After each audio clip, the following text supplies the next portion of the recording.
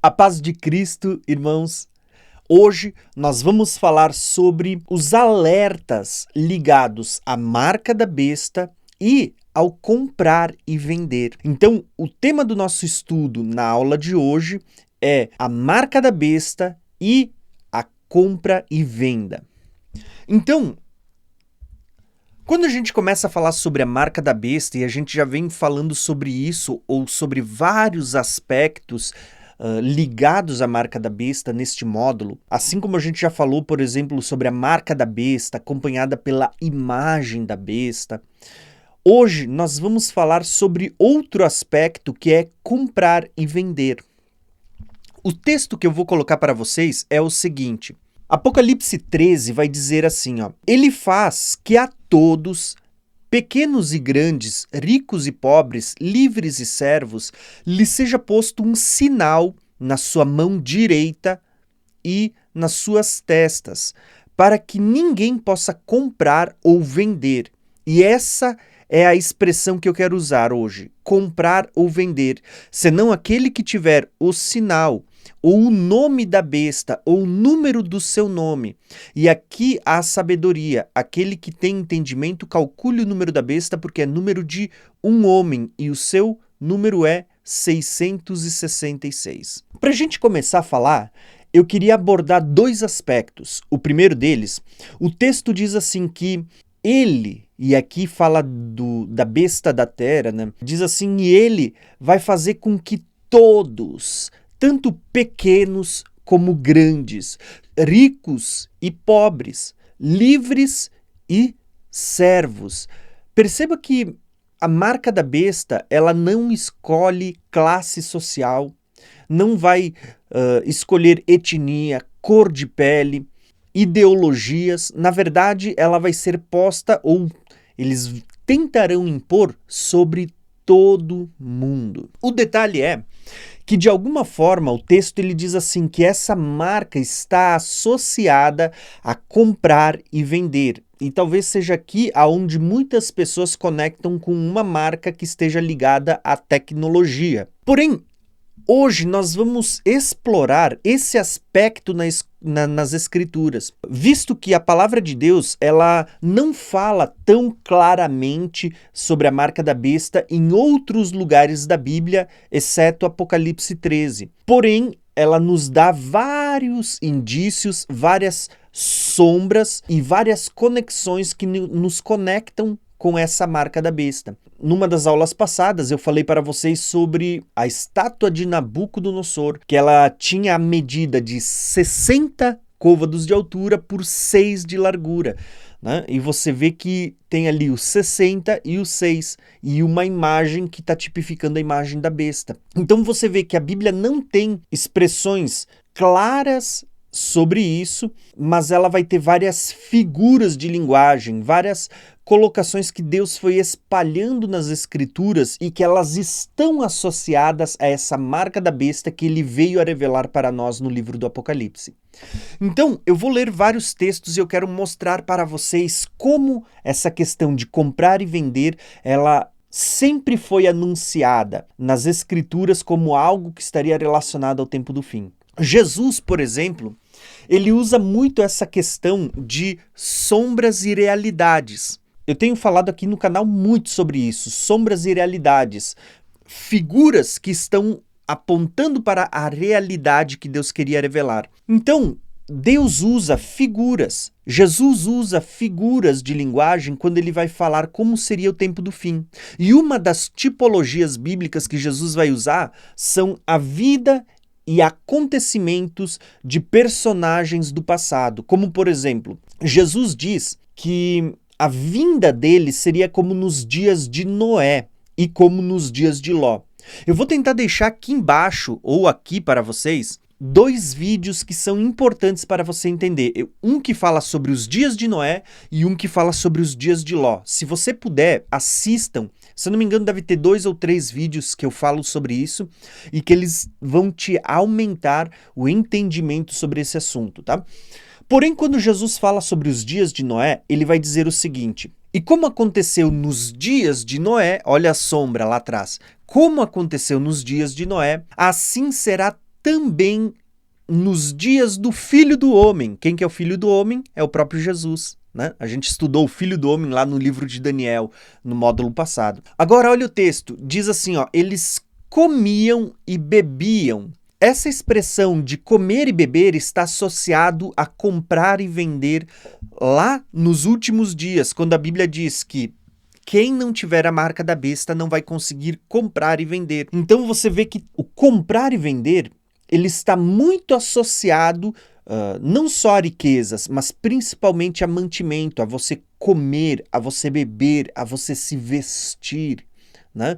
Então olha só o que o texto diz, que seria como nos dias de Noé. As pessoas comiam e bebiam, casavam-se, davam-se em casamento, até que ao dia em que Noé entrou na arca e veio o dilúvio e consumiu a todos, tá?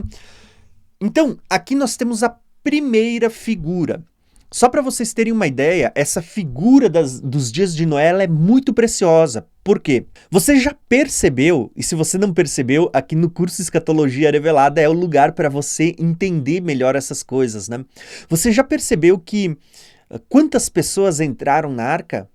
Se você contar, a Bíblia diz assim que entrou Noé e mais 7 pessoas, os seus familiares. O que é isso, irmãos?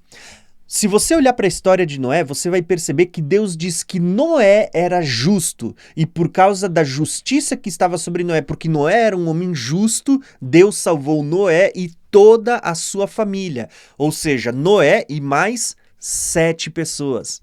O que Deus estava mostrando para nós? Deus estava mostrando a figura de Cristo e a igreja. Noé, o justo, é uma figura de Cristo, o justo, aquele que não teve pecados. E por causa de Jesus, você vai ver que as 7 igrejas, né? Esse número 7 fala da plenitude da igreja será salvo. Não porque nós somos santos, não porque nós somos dignos, mas por causa da justiça de Cristo que é imputada sobre nós.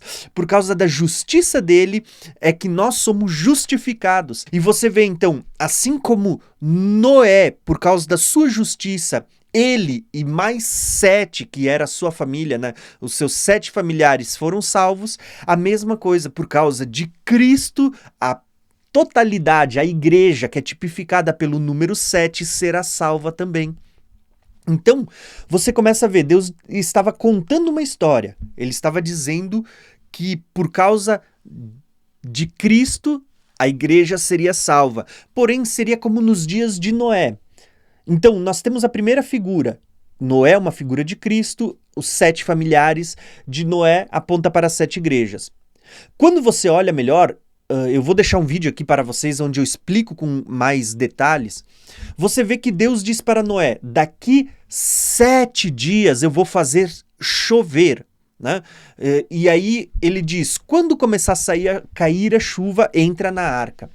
Você vai perceber que essa arca ela está muito atrelada ao arrebatamento da igreja. Tá? E você vê que Noé, Deus fala 7 dias antes com Noé dizendo, olha, quando começar a chover vocês entram na arca. Então durante 7 dias Noé fica ali, faz as coisas que ele tem que fazer, ajunta os animais e tudo mais. No 7º dia, quando começou a chover, Noé entrou na arca, Deus sela a porta e despenca o dilúvio. Vem o juízo sobre o mundo antigo. E ele foi destruído por água. O que você percebe aqui? Essa expressão que diz que Deus falou com Noé 7 dias antes, esses 7 dias é como se eles apontassem para os últimos 7 anos da grande tribulação. E a Bíblia diz que no dia em que começou a chover, ou seja, no 7º, Noé entrou na arca. Ou seja, a entrada de Noé com os seus 7 familiares na arca simboliza o arrebatamento, você vê que isso aconteceu só no 7º dia, ou seja, no final dos 7 anos da última semana. Porém, a questão aqui é, você percebe que Jesus está dizendo que a vinda dele seria como nos dias de Noé? Enquanto Noé estava se preparando, porque ele sabia do juízo de Deus, ele sabia das coisas que viriam sobre o mundo, ele diz que as pessoas comiam e bebiam, elas continuaram fazendo as coisas que faziam. E a gente sabe, irmãos, que quando a gente olha para os últimos anos, para você poder continuar fazendo aquilo que você deseja, você vai precisar da marca da besta.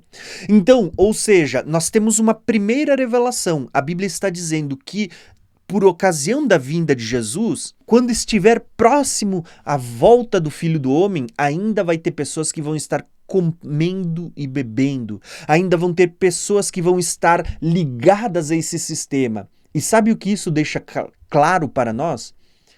Que são pessoas que colocaram a marca da besta. Porque Apocalipse diz que só vai poder comprar e vender quem colocar a marca. Então, o primeiro sinal que a gente começa a perceber vai ser como nos dias de Noé, pessoas comiam e bebiam. Ou seja, infelizmente a Bíblia está dizendo, muita gente vai aceitar a marca da besta para continuar fazendo parte desse sistema. Mas esse texto ele ainda vai dizer para nós assim, versículo 28, será também, da mesma maneira como aconteceu nos dias de Ló, comiam e bebiam. Olha a expressão, compravam e vendiam. Lembra que o texto que a gente leu em Apocalipse 13 diz assim, que aquele que não tiver a marca da besta, a marca, o sinal sobre a mão direita ou sobre a testa, não poderá comprar ou vender?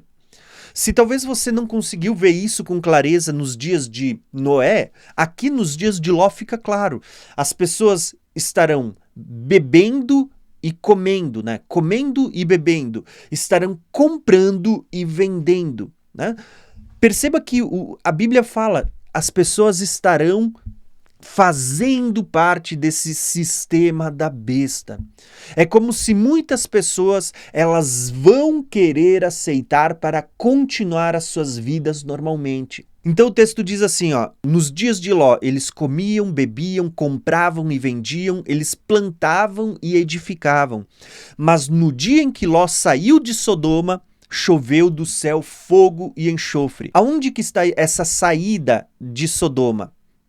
Você lembra que as duas testemunhas elas serão mortas na praça da grande cidade? Inclusive eu vou falar disso na próxima aula, As duas testemunhas, a marca da besta, as duas testemunhas, 7 igrejas e a marca da besta. Nós vamos falar na próxima aula. Quando é que eles saem de Sodoma? Você vê que as duas testemunhas estão sendo mortas num lugar que é chamado de Sodoma e Egito. Percebeu a conexão Sodoma e Egito?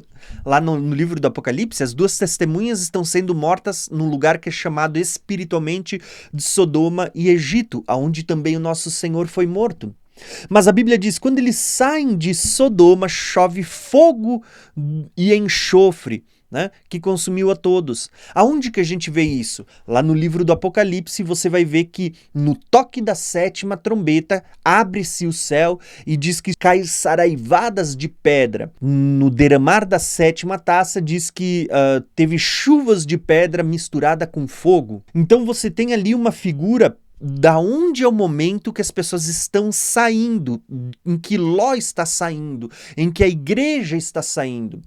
Você vê que Ló ele sai acompanhado da sua mulher e mais 2 filhas. É como se Ló fosse uma figura de Cristo, aqui Deus mudou as figuras, Ló fosse uma figura de Cristo e você vê que a mulher de Ló, ela aponta para aqueles que vão apostatar. A Bíblia fala que nos últimos dias muitos apostatarão da fé. Então a mulher de Ló é como se fosse figura de quem deveria ser igreja, mas vai apostatar nos últimos dias. E as 2 filhas de Ló, nesse momento, é como se elas simbolizassem a igreja, que é formada por judeus e gentios. Entenderam? Então você vê ali, Deus está tirando Ló e ele consome tudo ali. E ele diz, assim será no dia em que o Filho do Homem há de se manifestar. Quando é que o Filho do Homem há de se manifestar? É a vinda de Jesus acontecendo. Jesus diz em Mateus 24, imediatamente após a tribulação daqueles dias, vocês verão o Filho do Homem vindo sobre as nuvens. Ele vai dar ordem aos seus anjos para recolher os eleitos. Não é o que aconteceu com Ló? Deus deu ordem para os anjos tirarem Ló para fora da cidade. Jesus diz, imediatamente após a tribulação daqueles dias, ele vai dar ordem para os anjos recolher os seus eleitos. Entenderam?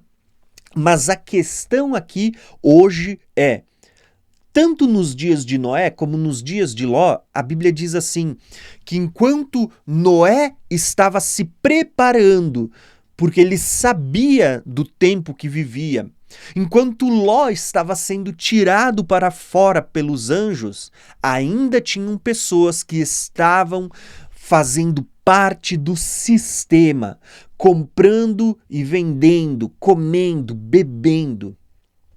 E aqui nós vamos ter a primeira revelação. Nos dias da vinda de Jesus, Jesus revelou, vai ser assim, muitas pessoas elas vão querer continuar a sua vida como se tudo aquilo que a igreja está anunciando, o juízo de Deus, a vinda do Senhor, como se isso tudo não fosse verdade. As pessoas vão querer viver a sua vida. Mas a questão é, a vinda do Senhor vai pegar essas pessoas desprevenidas, despreparadas. Só que o detalhe é, quando a gente soma esses textos com Apocalipse 13, você vai ver que para as pessoas poderem continuar nesse estilo de vida, comendo, bebendo, comprando e vendendo, elas vão precisar aceitar a marca da besta. Então você vê que existe uma conexão entre você ter o sinal na mão e na testa e você poder continuar comprando e vendendo. Entenderam? Então, olha só, vamos continuar lendo porque eu separei vários textos que eles são reveladores, eles vão ampliar a revelação de Apocalipse 13. Quando a gente lê sobre o bezerro, eu falei sobre isso numa das aulas passadas, que o bezerro de ouro era um símbolo da imagem da besta que vai surgir junto com a marca da besta. Mas, na aula passada, eu não citei para vocês o texto de 1 Coríntios, onde Paulo ele fala daquele evento, né, que aconteceu, se eu não me engano, a gente leu lá em Êxodo 32, se não me falha a memória, né? Mas você pode conferir de novo na aula passada. Mas Paulo ele vai dizer assim, ó, prestem atenção, e como isso está ligado a essa imagem do bezerro de ouro, que é uma sombra que aponta para a realidade da imagem da besta nos últimos dias, você vai lembrar agora que a imagem da besta está ligada à marca da besta e está ligada ao comércio, comprar e vender, comer e beber. Olha só que interessante. Paulo ele vai falar dos dias em que o povo se reuniu para fazer o bezerro de ouro. Ele diz assim, ora irmãos, não quero que ignoreis que os nossos pais estiveram todos debaixo da nuvem. Olha só. A coluna de nuvem que acompanhava o povo, e todos passaram pelo mar. Olha só que interessante, nessa passagem pelo mar, nós temos uma outra tipologia que também está ligado ao arrebatamento. Inclusive, eu gravei um trecho, uma mensagem sobre isso quando eu estive lá no Mar Vermelho, né? A gente chegou na borda do Mar Vermelho e eu gravei um vídeo. Eu vou tentar deixar aqui para vocês também esse vídeo, tá? Então, ele diz assim, e todos foram batizados em Moisés, na nuvem e no mar. E todos comeram de uma mesma comida espiritual e beberam todos de uma mesma bebida espiritual, porque bebiam da pedra espiritual que os seguia, e a pedra era Cristo. Prestem atenção, irmãos, o paralelo. Paulo está dizendo, eles tinham uma comida espiritual e uma bebida espiritual, e eles trocaram isso por um bezerro de ouro e uma comida e bebida em honra a esse ídolo. Tá percebendo esse paralelo que Paulo vai fazer? Isso é o que as pessoas vão fazer nos últimos dias. Então, olha só. Mas Deus não se agradou da maior parte deles, por isso foram prostrados no deserto. E estas coisas foram feitas como figura, olha, eu falo de tipologia, né? Sombras e realidades, figuras e realidades. Então ele vai dizer assim, ó, isso foi feito como uma figura, para que não cobicemos as coisas más como eles cobiçaram. Não vos façais, pois idólatras. Olha só, nos dias do povo, eles idolatraram um bezerro de ouro. Nos últimos dias, eles vão idolatrar a imagem da besta. Você vê que Paulo está anunciando profeticamente e dizendo, não seja como os nossos pais, que adoraram um bezerro de ouro. Para os nossos dias, ele está dizendo, não sejam idólatras, não adorem a imagem da besta. Não sejam idólatras como alguns deles, conforme está escrito. O povo assentou-se para comer e beber. Olha ali, ó. Você percebe que Paulo está usando a figura da idolatria, do bezerro de ouro, e ele está falando, o povo se assentou para comer e beber. Você vê que no livro do Apocalipse vai ter uma marca que vai ser imposta e que aqueles que não aceitarem a marca da besta, a imagem da besta, que é essa imagem tipificada pelo bezerro de ouro, né? A imagem da besta vai ter poder para mandar matar, vai ter fôlego de vida para mandar matar aqueles que não adorarem ela e que não colocarem a marca. E como é que a gente sabe que muitas pessoas colocaram a marca? Porque aqui está dizendo, né? Aqui é uma figura do povo passado, diz que eles se assentaram para comer e beber. Naqueles dias as pessoas vão idolatrar a imagem da besta e vão continuar vivendo as suas vidas comendo e bebendo, fazendo festas, dando presentes quando as duas testemunhas estiverem sendo mortas. Quando a Bíblia diz que eles farão festa e darão presentes uns aos outros, imaginem, irmãos, quem é que vai ter dinheiro para fazer festa para comemorar a morte das duas testemunhas? Não é quem colocou a marca? Quem é que vai ter dinheiro para comprar presentes e dar às pessoas para comemorar a morte daqueles que causavam tanto atrapalho, né? Quem vai ter condições de comprar e vender são pessoas que colocaram a marca da besta. Então, quando a gente continua lendo, você vê que o texto diz assim, ó, e não forniquemos. Fornicação fala de imoralidade sexual. Lá nas 7 igrejas você vê isso, né? Jezabel, que conduz as pessoas a comerem comidas sacrificadas a ídolos, ou seja, comidas sacrificadas à imagem da besta, e que conduz à imoralidade sexual. Aqui você vê a palavra fornicação, né?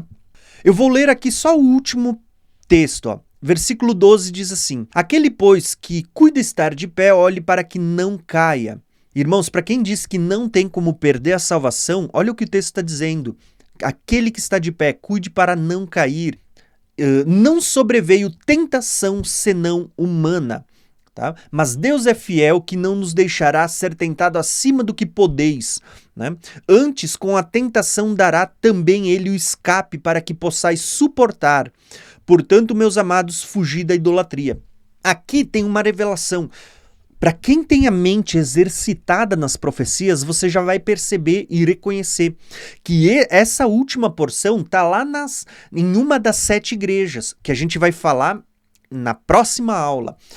Quando você olha para Esmirna e Filadélfia, você vai ver que em Filadélfia é dito, vocês têm pouca força.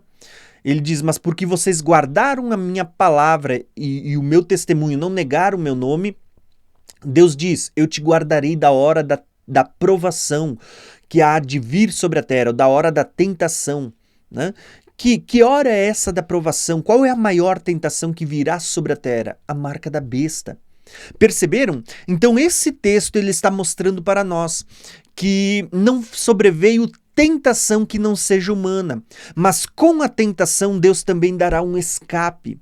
As pessoas serão tentadas a colocar a marca sobre a mão ou sobre a testa para poder continuar vivendo as suas vidas, para poder comprar e vender, para poder comprar alimento para si e para os seus filhos, para poder ter a sua casa, para poder continuar tendo o seu carro, a sua conta no banco, o dinheiro que juntou. As pessoas serão tentadas por aquilo que usufruíram e construíram nesse mundo. E mal esquecem que a Bíblia diz assim que tudo que a gente juntar ou entesourar aqui está sendo entesourado para o fogo, para a destruição. E que quando a gente morre não leva a nada, né? Pelo contrário, as pessoas esquecem que Jesus disse, não juntem riquezas ou tesouros nessa terra, mas juntem tesouros no céu, porque quando Jesus vier, né? Jesus diz assim, porque aonde estiver o teu tesouro estará o teu coração. E Jesus ainda diz que quando ele vier, ele trará recompensa para cada um segundo as suas obras, inclusive o galardão. Sabe, aquilo que você fez. Se o seu coração estava em edificar esse Egito, esse mundo, essa será a sua recompensa. Mas se o seu coração estava em edificar o reino de Deus, irmãos, quando Cristo voltar, você vai receber o seu galardão. E a gente vai ter um módulo aqui no curso Escatologia Revelada só para falar do tribunal de Cristo e dos galardões que os santos receberão. E eu vou dizer para vocês, é maravilhoso quando você estuda a parte da doutrina de galardões, quando a Bíblia fala sobre galardoar. Mas vamos passar para o próximo texto e nós vamos continuar entendendo. Assim como Jesus diz que a vinda dele seria como nos dias de Noé, as pessoas comiam e bebiam, seria como nos dias de Ló, as pessoas comiam, bebiam, compravam e vendiam. Paulo ele diz, olha gente, não sejam como os nossos pais que fizeram um bezerro de ouro, símbolo da imagem da besta, e que continuaram comendo e bebendo, né? Eles desprezaram a comida espiritual e a bebida espiritual pelas coisas desse mundo, a comida e a bebida sacrificada a um ídolo. Ele diz, e por isso eles pereceram no deserto. Paulo está dizendo, não sejam como eles. Ainda Paulo termina dizendo, olha, não sobreveio tentação que não seja humana, mas junto com a tentação o Senhor dará escape também, né? Agora nós vamos ler um texto em Hebreus, né? Para começar em Gênesis, eu gosto muito dessas figuras. Você vê ali Jacó e Esaú, né? E Jacó e Esaú é uma figura tremenda quando a gente fala de comprar e vender, porque isso está muito tipificado com os últimos dias. Veja só, Jacó, ele é um símbolo do povo de Deus, aquele que herda a primogenitura. Então preste atenção, eu falo isso quando a gente aborda as duas casas de Israel, né? Você vê que a bênção da primogenitura pertencia ao mais velho, mas Deus mostrou uma figura que a bênção da primogenitura sempre caía para o segundo, né? Para o mais moço. Então você tem lá, Abraão tem 2 filhos, Ismael e depois Isaque. Ismael era o primogênito, mas quem herdou a primogenitura foi Isaque, né? Isaque tem 2 filhos, que é esses que eu vou falar agora, né? Esaú, o mais velho, ele sai primeiro, os 2 eram gêmeos, mas Esaú saiu primeiro, e Jacó. Esaú era o mais velho, era o primogênito, mas Jacó herdou a primogenitura. Jacó, ele vai ter 12 filhos. Você vai ver que dos 12, os primeiros perdem a primogenitura. Agora, quem vai herdar a primogenitura é José, né? Que era o mais moço. Depois de José ainda vem Benjamim também, né? Por último. Mas José é quem vai herdar a primogenitura. E por meio de José você vai ver que quem herda... José tem 2 filhos, que é Manassés e Efraim. Você vê que Manassés era o mais velho, mas Efraim herdou a primogenitura também. Então, você percebe que Deus está sempre contando uma história. Ele diz, ele está mostrando como se Deus tivesse 2 povos. O primeiro é que tinha o direito à primogenitura, mas a bênção recaiu sobre o segundo. Quando você olha para a Bíblia, você vai ver 2 alianças. Na primeira, você vê um Israel carnal, né, da carne, gerado na descendência da carne. Mas você vai ver na segunda aliança agora um Israel espiritual, gerado agora não mais na carne, mas na promessa, pela fé. Tanto que Paulo vai dizer que são filhos de Abraão aqueles que são pela fé, né? E você vai ver que o primeiro é que tinha o direito à primogenitura, mas a primogenitura cairá sobre o segundo, sobre a igreja. Entendeu? Então é isso que nós vamos perceber nas escrituras.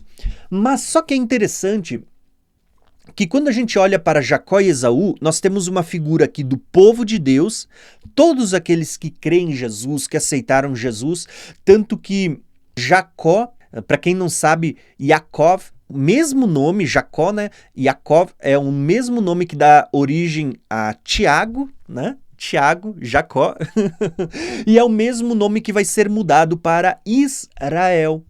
Então Jacó é Israel, é uma figura do povo de Deus, tá? E Israel, volto a dizer, existe Israel terreno, mas existe também o Israel espiritual de Deus, que é formado tanto pelos judeus como pelos gentios que creram em Cristo. Agora, olha que interessante, Esaú, ele é tipificado no povo que deveria ter herdado a primogenitura, mas que trocou a sua primogenitura por comida, irmãos. Olha só que interessante. Vamos ler o texto e vocês vão conectar com a marca da besta, com comprar, vender, comer, beber, tentar salvar a sua vida, né? Preservar a sua vida. Olha só o que o texto diz. E Jacó, ele cozera um guisado, e veio Esaú. Olha, para quem não sabe, Esaú vai aparecer no contexto dos últimos dias, contexto escatológico. Lembra que Isaías 63, se não me falha a memória, diz: quem é aquele que vem dos montes de Edom, com as vestes tingidas de sangue, como quem pisa uvas no lagar? Tá? Edom, irmãos, o nome Edom vem daqui, ó, de Esaú. Preste atenção na leitura desse texto e você vai ver. Então, Esaú, ele simboliza aqueles povos que vão colocar a marca da besta. E são esses que vão ser julgados e pisados no lagar da ira de Deus quando o Senhor vier. Então, conecte. Olha só, essa conexão é importante. Se você não conseguir entender, me chama lá no grupo do Telegram que eu tento explicar melhor. Mas olha só, o texto diz assim, ó: e disse Esaú a Jacó: dai-me, peço-te, de comer deste guisado vermelho, né? Porque estou cansado. E por isso se chamou ele de Edom. Vê, Esaú foi chamado de Edom justamente por causa daquele guisado vermelho, né? A palavra Edom tem a ver com tom avermelhado, né? Então disse Jacó: vende-me hoje a tua primogenitura. Olha, comprar e vender, né? Aqui não está falando de comércio de coisas físicas, mas a figura por trás disso é importante. E disse Esaú: eis que estou a ponto de morrer, para que me servirá uma primogenitura? Então disse Jacó: jura-me hoje, jura-me. E jurou-lhe e vendeu a sua primogenitura a Jacó. E Jacó deu a ele pão a Esaú e guisado de lentilha. E ele comeu e bebeu, levantou-se e saiu, e assim desprezou Esaú a sua primogenitura. Como é que Esaú desprezou a sua primogenitura? Trocando por um prato de lentilhas, trocando por um guisado e um pedaço de pão, para poder matar a sua fome, porque naquele momento ele achava que ia morrer de fome, tá? E olha só o que o texto vai dizer. O autor de Hebreus, ele vai falar sobre o quanto Esaú se arrependeu do que ele fez, mas não teve mais como voltar atrás. Hebreus 12 vai dizer assim, ó: e ninguém seja devasso ou profano, como foi Esaú, que por uma refeição ele vendeu seu direito de primogenitura. Porque bem sabeis que, querendo ele ainda depois herdar a bênção, ele foi rejeitado, porque não achou lugar de arrependimento, ainda que com lágrimas o buscasse. Qual é a questão que eu quero destacar aqui, irmãos? Que quando a gente olha para os últimos dias e a marca da besta, isso vai voltar a se repetir. Jacó aqui é uma figura da igreja, do povo de Deus, que está fazendo de tudo para conquistar o direito à primogenitura, inclusive abrindo mão da sua comida, inclusive abrindo mão daquilo que é seu por direito, comer, beber, direito, né? Ele diz assim, Jacó é uma figura daquele que está trocando comida e bebida por uma coisa que é chamada de a bênção de Deus, a bênção da primogenitura.